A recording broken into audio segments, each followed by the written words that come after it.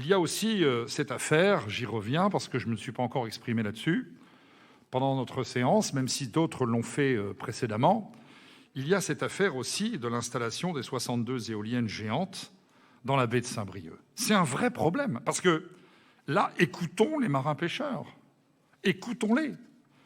Monsieur le Président et tous ceux qui sont favorables à ce projet, vous avez l'air de nous dire que la pêche pourra continuer dans le parc éolien. Mais ce n'est pas ce qu'ils nous disent. Et c'est eux qui pêchent, c'est pas nous, pas vous. C'est eux qui connaissent ces eaux poissonneuses. Dans les pays nordiques qui ont mis en place l'éolien offshore, la pêche artisanale a disparu. Voilà. Alors, certes, je connais ce discours sur ces éoliennes, etc., patati patata. Cependant, c'est une arnaque économique, ce projet offshore.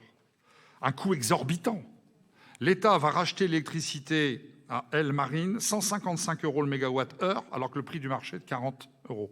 Oui, on entretient toujours les grandes entreprises, les multinationales.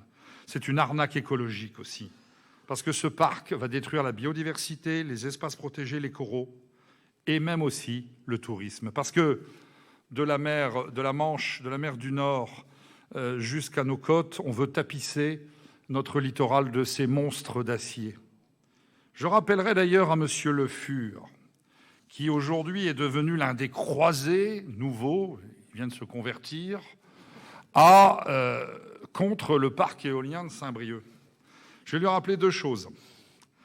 Les appels d'offres pour couvrir d'éoliennes tout le littoral français de Noirmoutier au Tréport, parce qu'il y a aussi un très gros projet d'éoliennes offshore au Tréport, en passant par Saint-Brieuc, qui l'a signé, c'est Nicolas Sarkozy en 2011. Nicolas Sarkozy en 2011.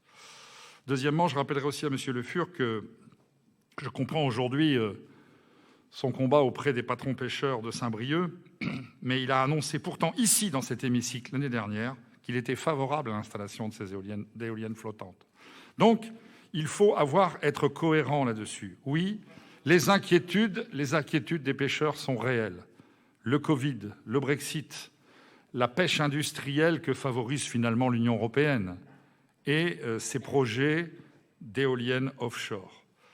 Nous nous sommes attachés effectivement à un modèle de pêche traditionnelle. Nous voulons que les pêcheurs puissent travailler.